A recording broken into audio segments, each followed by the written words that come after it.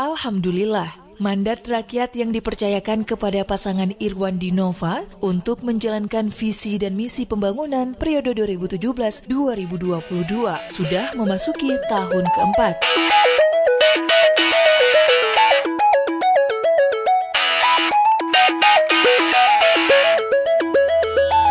Selama kurun waktu itu, berbagai ikhtiar terus dilakukan untuk mewujudkan 9 misi yang menjadi basis dukungan rakyat Aceh, termasuk ketika Kepala Pemerintah Aceh dijabat Nova Iriansyah.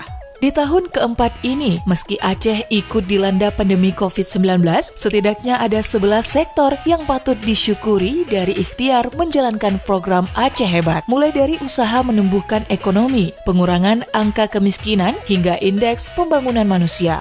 Terkait kemiskinan dan tenaga kerja misalnya, pemerintah Aceh telah membangun rumah layak huni untuk warga kurang mampu sebanyak 8.828 unit. Jumlah penduduk miskin juga berkurang sebanyak 38.700 orang. 12.044 orang fakir miskin memperoleh bantuan usaha ekonomi produktif dan 3.588 orang warga yang belum beruntung ikut diberdayakan. Di sektor ketenaga kerjaan, pemerintah Aceh berhasil melakukan pembinaan terhadap 200.449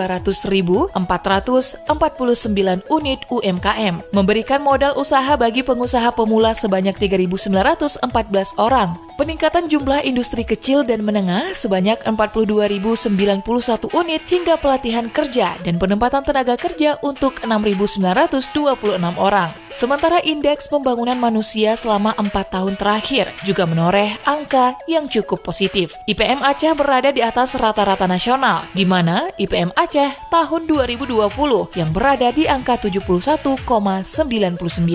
Meningkatnya IPM disebabkan oleh peningkatan pada 4 komponen pembentuk indeks. Keempat komponen tersebut yakni indikator umur harapan hidup atau rata-rata usia tertua masyarakat, indikator harapan lama sekolah, rata-rata lama sekolah, dan tingkat standar hidup layak alias pendapatan per kapita.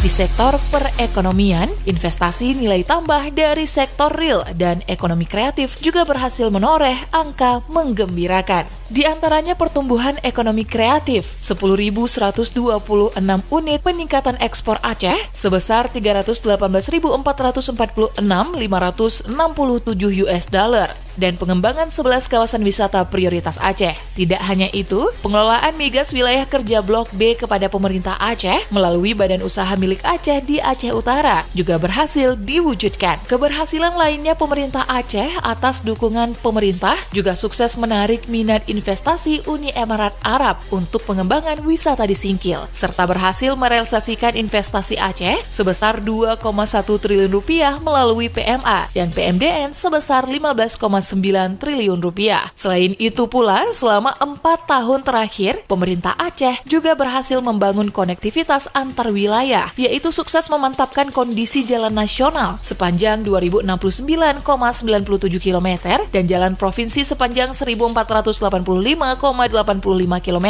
Juga adanya 328 ruas pembangunan jalan kabupaten dan kota. Untuk itu, pemerintah Aceh juga telah membangun 11 unit jembatan gantung, pengadaan 12 unit bus Transkutaraja, hingga pembentukan rute penyeberangan Ulele, Serapong di Pulau Aceh, dan rute Calang Sinabang. Termasuk yang fenomenal adalah pengadaan 3 unit kapal Aceh Hebat. Di samping itu, lancarnya pembebasan lahan untuk pembangunan tol yang juga langsung diapresiasi Presiden Republik Indonesia Joko Widodo. Dari segi aksesabilitas dan kualitas kesehatan, pemerintah Aceh bahkan sukses menggerakkan aksi kemanusiaan lewat gelar donor darah ASN yang mendapat apresiasi dari Ketua PMI Pusat Yusuf Kala, dan juga meresmikan 5 unit rumah sakit regional dan juga gedung onkologi RSUZA. Di sektor pelayanan publik dan reformasi birokrasi, dengan gerakan bersih, rapi, elok, dan hijau atau BEREH, ASN Aceh telah menemukan ruh pelayanan yang merupakan jati diri ASN. Dampaknya bukan hanya mampu menghadirkan APBA tepat waktu, tapi juga sukses menyelesaikan 39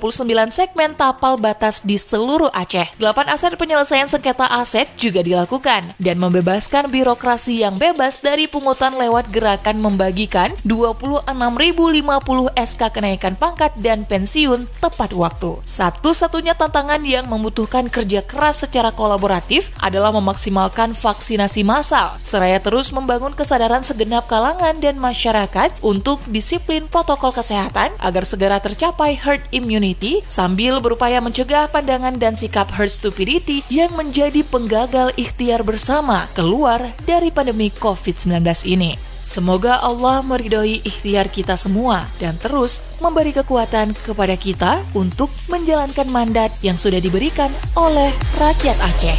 Amin.